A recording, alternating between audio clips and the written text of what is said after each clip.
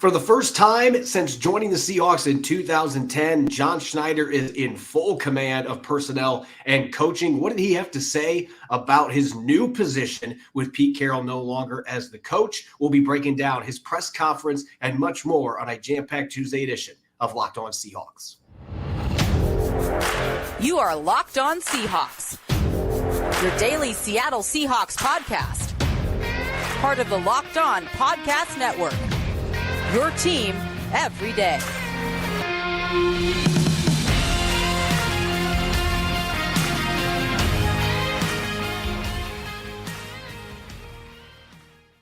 Greetings, 12. This is Corbin Smith, host of the Locked On Seahawks podcast, your daily Seahawks podcast, part of the Locked On Podcast Network, your team every day. Glad to be joined here on our Tuesday episode by my co-host in crime, Rob Rang, and a special thanks to all the 12s, whether you're listening from Blaine, Washington, or if you're here in Tampa, Florida. I've ran into several Seahawk fans here in Florida with my wife's surgery, so they are literally everywhere. The 12s are awesome. We greatly appreciate your support, making Locked On Seahawks your first listen 5 days a week. The Seahawks have a different situation in the front office than they've had since 2009, with John Schneider now taking full command of personnel and coaching decisions. Pete Carroll no longer the head coach. We're going to be discussing some of the things that John Schneider said today in his press conference at the VMAC, and we'll be taking a look at two candidates that the Seahawks have zeroed in to replace Carroll, one on offense, one on defense. It's going to be a jam-packed Tuesday episode brought your way by LinkedIn Jobs. LinkedIn Jobs helps you find the qualified candidates you want to talk to faster. Post your job for free at linkedin.com/LockedOnNFL. That's linkedin.com/LockedOnNFL to post your job for free. Terms and conditions apply. Now for your lead story here on our Tuesday edition of Locked On Seahawks. Less than a week after the news broke that Pete Carroll would not be returning as coach for a 15th season, John Schneider met with the media today at the VMAC to discuss a number of topics, but most notably taking the full command of the franchise. He's shared that with Pete Carroll for the last 14 years. It's a different dynamic now as he gets to hire his first head coach. What got the Seahawks in this position? Let's take a listen. John Schneider, how he opened today's press conference looking at the new era that is now going to be coming the way of the franchise. Unfortunately, or fortunately, however you look at this, we are all here today because we underachieved in 2023. We all did. And now we're in a situation where, we all need to get better. And we understand that the 12s, the fans, the community, Jody, everybody in this building deserves better. We had high expectations for 2023. We overachieved in 2022, and quite frankly, we underachieved in 2023. And I think everybody recognizes that. But again, it's a time for all of us to look in the mirror in this organization, myself included, obviously, and improve, learn, and move forward.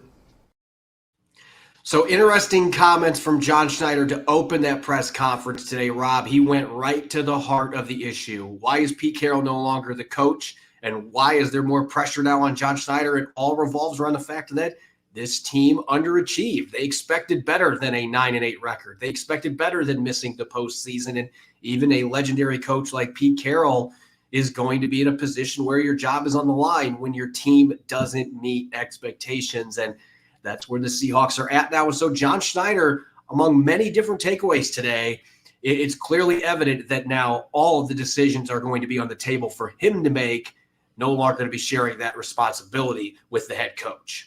Yeah, that was one of my biggest takeaways of the press conference, Corbin. It was just the fact that, there were several questions that were lobbed out there by members of the media. I myself was not there. Of course, you weren't there either, but we were still getting a lot of the questions that you and I and all the Seahawk fans out there may have asked. And, just because the fact that, John Schneider basically went out there and, addressed the shortcomings of this past season head on.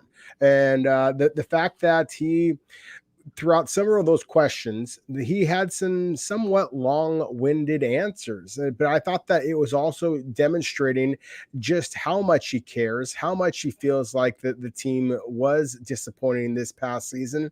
And the shortest answer was a very simple question of, does he now have the authority, the basically top of the command when it comes to personnel, regardless of who the head coach that might be hired would be?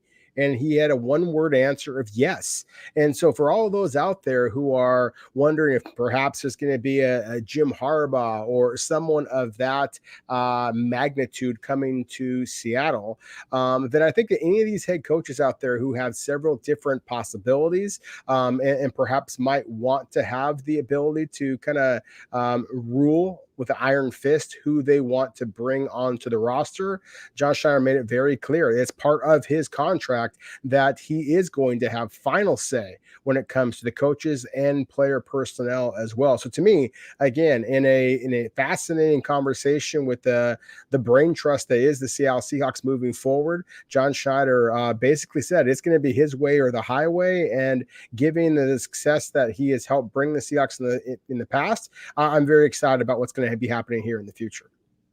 And he talked a lot about the coaching search, and we expected that. That is the number one topic right now with the Seattle Seahawks. And John Schneider, this is the first opportunity, as he was talking about today in the press conference.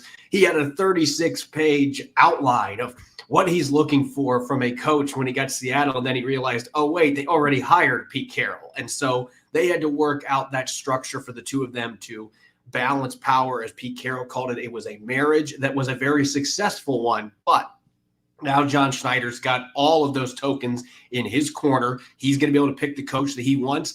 That pamphlet that he talked about, that 36 pages, I don't know if it exists anymore, but he's likely got that same playbook with some modifications now that he is going to be using. And the things that jumped out to me, some of the terminology, he said that they are going to have a wide net. They're going to be casting a wide net with the coaches that they are looking at. And I'm going to post the list here. These are the interviews that they have requested reportedly. And you want to talk about a wide net. You've got 4 offensive-minded coaches, 4 defensive-minded coaches. We'll be talking more in depth about a couple of these coaches later in the show. But look at just the variance here. You got a couple younger guys like Ben Johnson, Bobby Slowick. Then you got some older coaches on here that have been around for a while, like Dan Quinn. And Raheem Morris is not an old coach necessarily, but he's been around the block for a long time. The last time he was a head coach was more than a decade ago. So you've got some seasoned veterans with head coaching experience. You've got a couple guys that are young bucks that only have 1 or 2 years as a coordinator that you are looking at, offense versus defensive minded. So far, they are leaving no stone unturned. But as you mentioned, maybe the one thing that is notable here, you don't have a name like a Jim Harbaugh on here. All of these guys on here, I don't want to say that they're yes men because that's not what you're looking for. But none of these guys are going to be coming in, at least based on what we know at this point. None of them are going to come in and say, hey, John, I want to run personnel. Most of these guys haven't even been head coaches up to this point. It's hard to believe that they would be throwing that kind of cloud around trying to get that decision-making power. And so those type of names you're probably not going to see on here, but you do see a lot of variance in the type of coaches, offense versus defense, age, experience. They do have a very wide net that we expect is only going to get bigger as teams get eliminated from the playoffs. Yeah, and another one of the kind of takeaways from the press conference that I thought was fascinating was just this clear directive from Jody Allen as far as and maintaining the culture that John Schneider and Pete Carroll helped bring to Seattle. So I thought that was interesting, just a focus in on that culture. I thought that it was interesting that he was asked to basically grade Geno Smith, and he kind of talked about how it was the opposite Geno Smith this season. 2 years ago, of course, when Geno Smith was voted the comeback player of the year, he started off hot and then fizzled a little bit down the stretch. It was the opposite this year. Geno Smith didn't start off quite as hot, but was playing a good football at the quarterback position. Just about anybody in the NFL as the season went on. And then finally, one last takeaway that I had was there was a great question out there about, does John have a preference for offense offensive coach, a defensive coach, maybe even a special teams coach. And I kind of thought that maybe his roots might be shown at that point. Instead, I thought they give a fascinating description of why a special teams coach might be somebody to consider, just because of the fact that a special teams coach not only obviously is going to know the entire roster rather than just one part of it, but really explain why they would know the entire roster. They're going to have to know which players are going to be used on offense, on defense, which players are going to be basically asked to be as part of the practice squad that particular week, who is going to be made active, who is not, and really understanding the balance there. So I thought that it just reinforced what you mentioned a moment ago, Corbin, that the Seahawks are going to be casting a very wide net to make sure that they get the best possible coach to lead this team moving forward. And for anybody that is skeptical about a special teams coach finding success, just look in Baltimore. John Harbaugh was a special teams coach for a long time. There have been some really good head coaches with a special teams background, and the reasons Schneider pointed out certainly fit the bill. They do have to know the entire roster, and I think there's a lot of team building and leadership aspect that comes from special teams coaches as well. So there are going to continue to be more names that come out as the Seahawks try to fill this job. It doesn't sound like they're going to be rushing into this decision. They're going to take their time to make sure they land the right candidate. Could Ben Johnson be one of those candidates? We're going to be breaking down the rising Lions offensive coordinator in depth. That'll be coming up next year on our Tuesday edition of Locked On Seahawks.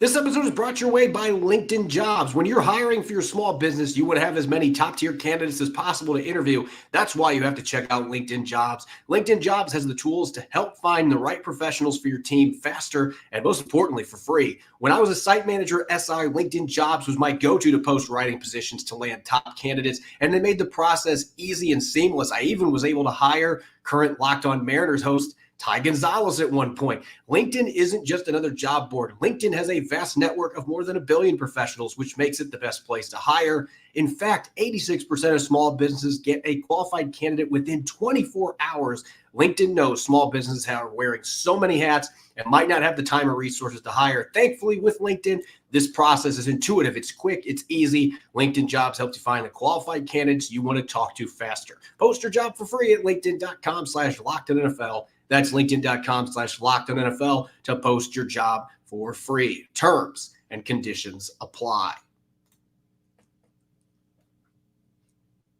You're listening to the Tuesday edition of Locked On Seahawks. I'm your host, Corbin Smith. Glad to be joined, as always, by my co-host in crime, Rob Rang. And a special thanks to each and every one of the 12s that is listening in and makes Locked On Seahawks your first listen 5 days a week. We greatly appreciate each and every one of you. Make sure to check out Locked On's 24/7 national sports streaming channel on YouTube. Locked On Sports Today is here for you with 24/7 coverage from the top sports stories of the day with local experts of Locked On, plus our national shows covering every league. Go to Locked On Sports Today on YouTube and subscribe to the first ever national sports 24/7 streaming channel. The Seahawks, for the first time since 2009, are searching for a new head coach, with Pete Carroll stepping into an advisory role after 14 seasons. We just talked about this. John Schneider, he is throwing out a wide net. Already 8 candidates that have been reported or requested interviews. And by my count, 4 of those guys currently have interviews that are scheduled. So the Seahawks have been able to set up a number of interviews. They are well on their way here. One of the names today that was revealed as a requested interview, the Seahawks are going to be far from the only team trying to get Ben Johnson, and for good reason. You want to talk about an ascending young gun. Dan Campbell gets a lot of the credit, as he deserves, for turning the Lions into a viable threat in the NFC. But Ben Johnson has turned the Lions offense into one of the most potent in the entire NFL. The Seahawks, even though they beat them each of the last 2 years, they gave up a lot of points in both those games, and they've seen Jared Goff thrive, turn into a top 10, maybe even a top 5 quarterback in Ben Johnson's offense. They run the football as well as anybody, finished 5th in rushing yards this year. So, Rob, you look at the fit here. This is a guy that likes to run the football. They run a lot of under center. They were second in the league in play action attempts. I mean, there's a lot of reasons why Seahawks fans would be licking their chops about the prospects of bringing Ben Johnson as a head coach, even though he has never been a head coach at any level. Yeah, but it's still, he is, as you said, one of the fastest rising coaching candidates in all of the NFL. And a big part of that is because Detroit Lions offense has been absolutely one of the biggest stories in the league over the last couple of seasons. You referenced Jared Goff, of course, former number one overall selection by the Los Angeles Rams. Everybody knows that the Rams traded, Jared Goff to get Matthew Stafford. They win the Super Bowl, and Jared Goff at times looked like a guy that was just going to be a guy and not going to be somebody who's going to be able to lead a team to a great deal of success. But in part due to Ben Johnson's tutelage as the offensive coordinator, as the play caller, Jared Goff has taken off. He is absolutely playing his best football. He is playing with confidence. He is throwing the ball all over the field. But it's not just the quarterback position. Again, you referenced the offensive line. That's the thing that gets me most excited about. I mean, I've been kind of pounding the table for the Seahawks to get back to the pound and ground kind of a rushing attack that the Detroit Lions absolutely have. And they have allocated a lot of resources along the offensive line. They've got a dynamic running back now in Jahmyr Gibbs, as well as David Montgomery, and that 1-2 punch that's kind of similar to what the Seahawks have, of course, and in Kenneth Walker III and in Zach Charbonnet. They also have a dynamic receiver, Amon-Ra St. Brown, that was not a first round selection and yet still has produced as the level that you would expect of a top 10, top 15 type of a draft pick. Of course, the Seahawks, while they used this first round selection on Jackson Smith and Jigba, Tyler Lockett wasn't a first round pick. DK Metcalf wasn't a first round pick. It's just, there are so many different elements of what the Detroit Lions do that I think you can, kind of close your eyes and imagine the silver and blue that is Detroit, kind of back to the silver and blue that is the Seattle Seahawks. I think that Ben Johnson could duplicate some of the success that he's had with the Lions, bring it over to Seattle, and you could see the Seahawks offense humming just as highly as you've seen the Lions the last couple of seasons. And I've seen a few of our listeners, and this is an astute observation. I'm going to throw this out here right now. When you look at the personnel groupings that the Detroit Lions run, they run 63.7% of their plays in 11 personnel, which is actually just 16th in the NFL right now. But they are 14th in the league in 21 personnel. They use two backs as much as anybody in the league. They are in the top 13 in 13 personnel. So they really mix up their personnel groupings well.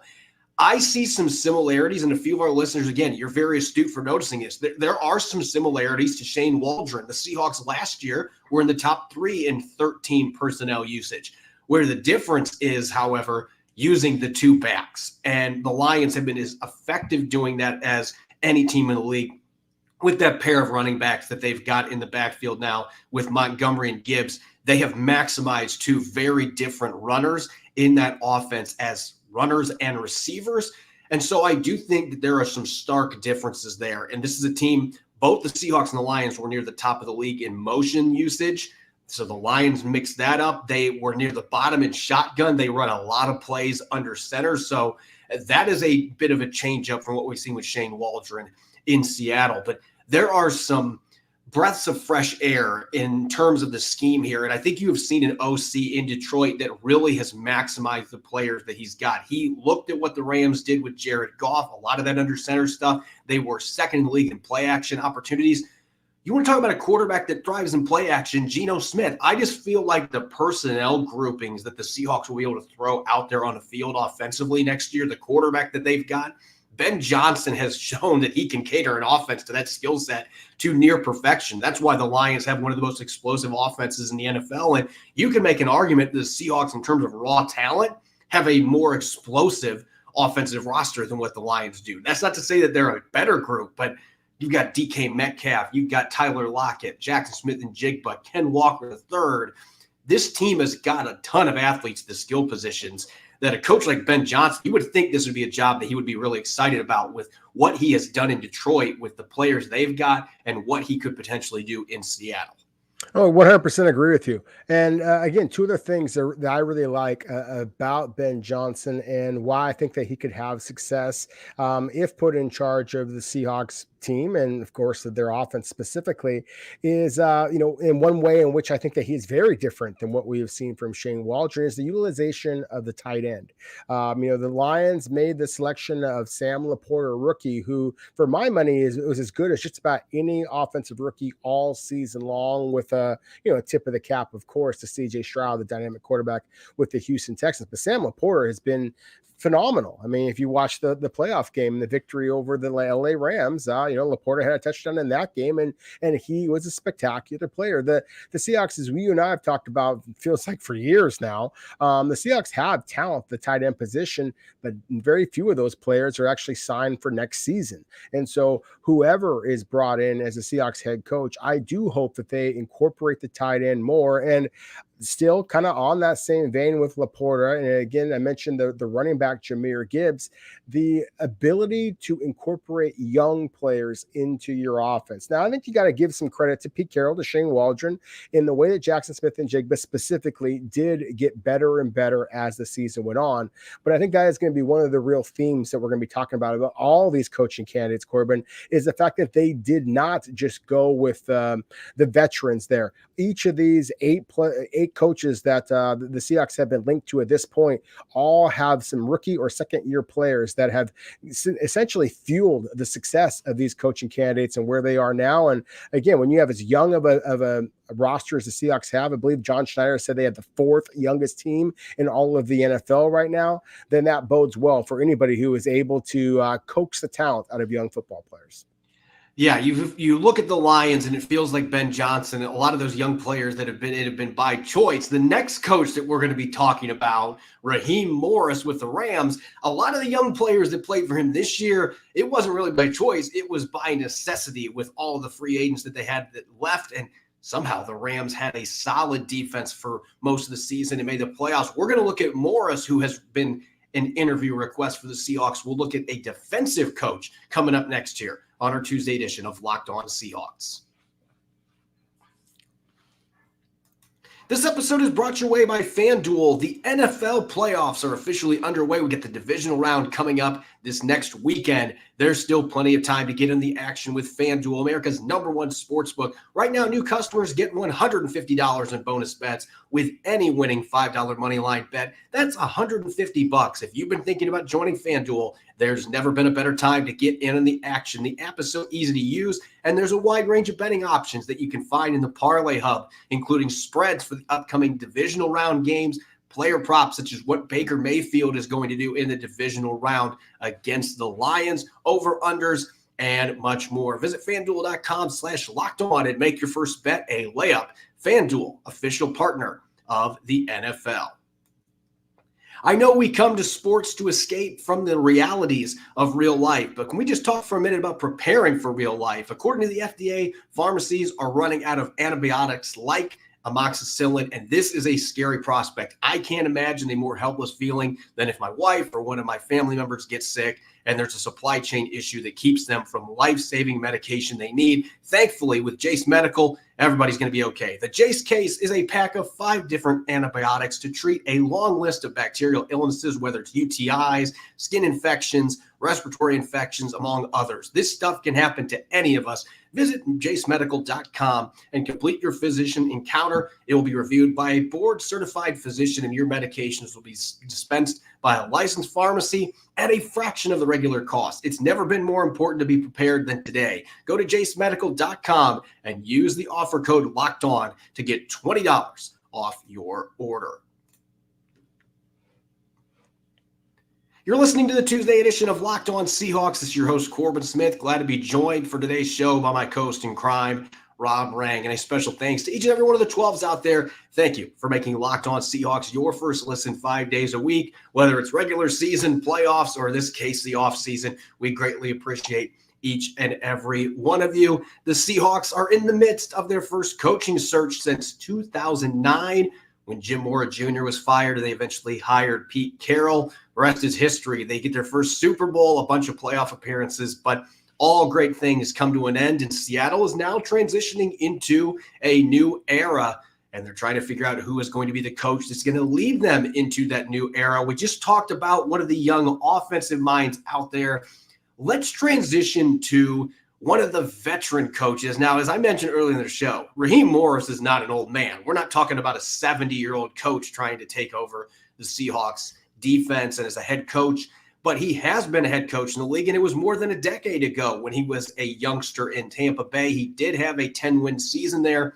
The following year, they regressed tremendously, and then he was fired. He's been an interim coach in Atlanta. Ironically, the year that Dan Quinn was fired, he took over as the interim coach for the Falcons. So Raheem Morris comes into this head coaching search with plenty of experience being the head man, and Pete Carroll struggled in his first couple of tenures as a coach, and we saw what happened in Seattle. Maybe Raheem Morris can be that next guy. And Rob, you look what he did this year in LA. They were 19th in scoring defense, which might not seem impressive, but when you consider Bobby Wagner went back to the Seahawks, they lost Leonard Floyd, they lost Greg Gaines, Ashawn Robinson, Taylor Rapp, they lost Jalen Ramsey, who they traded away. I mean, they lost so much talent on that defense that was on the Super Bowl team a few years ago, and yet they were 19th with a bunch of unheralded youngsters that basically were thrown into the lineup by necessity. And I think for that reason, Raheem Morris absolutely deserves to be on the radar for the Seahawks. Yeah, not only the radar of the Seahawks, Corbin, I think that he will be an NFL head coach again during this hiring cycle. I have a great deal of respect for Raheem Morris, for his the head coach, of course, that he works for right now is Sean McVay. And as I said in a prior Locked On Seahawks podcast, I threw out the idea that I think the Seattle and any other NFL team, frankly, should be pestering the Pittsburgh Steelers about possibly making a trade for their head coach, Mike Tomlin. Well, at least in an article that I read from Jarrett Bell of USA Today, and I've known Jarrett for 20 years, so I have full confidence that he knows this for a fact. He wrote about it in an article on Raheem Morris, and he claimed that Mike Tomlin has said that Raheem Morris is the best coach in the NFL that is not currently employed as a head coach. And when you consider that strong endorsement, when you consider these words that Sean McVay was quoted in that exact same article about Raheem Morris, I think that it just kind of speaks to the respect that some of the best coaches in the NFL have about this man. And as you said, he is kind of that middle age when it comes to coaches, 47 years old. He is not a spring chicken, but at the same time, he is far from, somebody that is going to have to worry about his longevity in the NFL. This is that quote from McVay. It says, quote, "We always talk about trying to help guys reach and realize their highest potential." I think we're seeing a lot of growth and development from a lot of people that he has an influence on, and it certainly isn't exclusive to just the defense. Raheem influences this whole building. That to me kind of goes back to what that John Schneider was talking about. That is a directive from the owner, Jody Allen, about that you want to maintain the culture of what the Seahawks have built under Schneider and, of course, Pete Carroll. I've been fortunate enough to go to a lot of different NFL training camps due to my work with the BC Lions. I was at the LA Rams training camp. I saw Raheem Morris in person coaching up some of these youngsters, and just the enthusiasm with which he coaches, the camaraderie that he helps create, it's infectious. There is no doubt about it. So I am a big fan of Raheem Morris. I think that he would be a nice fit in Seattle or again somewhere else. And again, there's going to be all kinds of statistics out there that suggest that the Rams were, kind of a mediocre defense this season. I'll tell you this. I mean, I think that the average fan, if you were to say, name me two players other than Aaron Donald on the LA Rams defense, I think a lot of people out there would struggle. But the way that the Rams played this season, I mean, they were as hot as any team in the NFL down the stretch. Obviously, they were 2-0 against the Seahawks. And a huge part of that was the play of their defense. I mean, it's virtually a no-name defense, and yet they made big play after big play all season long. And we began the conversation, of course, Corbin, talking about, will John Schneider prioritize an offensive-minded coach, a defensive-minded coach, a special teams coach? that's the thing about Raheem Morris. Not only does he have the experience, as you mentioned, Tampa Bay Buccaneers, he was the youngest head coach in the NFL at that point, just 32 years old. He's learned some things. He also has a very strong defensive background. He coached offense for 4 years with the Atlanta Falcons. And so, again, this is about as well-rounded of a coach as it possibly can get. I applaud the Seahawks, frankly, for exploring this opportunity, because I think not only do I think he's going to be an excellent coach again, I also think that it's always fun if you can steal from an opponent and make your team that much better.